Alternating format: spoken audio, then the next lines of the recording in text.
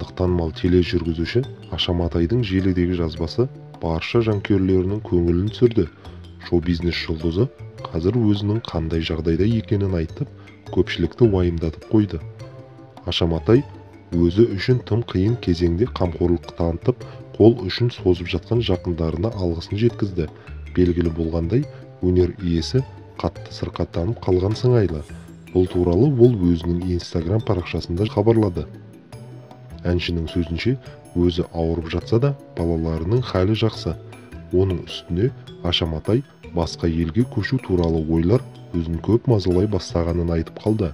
Желідегілер бірден дабыл қағып, жұлдыздың мұндай жағдайға тап болуына қайтадан жолдасы екеуінің арақатынасы себепкер деп болжап жатты. Жағдайым мәз емес, бірақ мен мықты болуға тырысып жатырмын. Қамқорлық танытқан жақындарыма рахмет. Қазіргі уақытта маған қамқорлықтан басқа ештеңе керек емес. Күз келіп, суық күндерді де ала келді.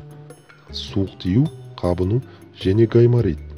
Алайда, балаларымның халі жақсы, Аллаға шүкір. Әрдайым жылы жерде тұрғым келеді. Жыл сайын мен суыққа әрең төзіп келемін. Мүмкін көшіп кетуді ойластыратын уақыт келді ме? Қайда көшуге болады? Ұсыныстарды тастаңыздаршы, деп жазды Аша Матай.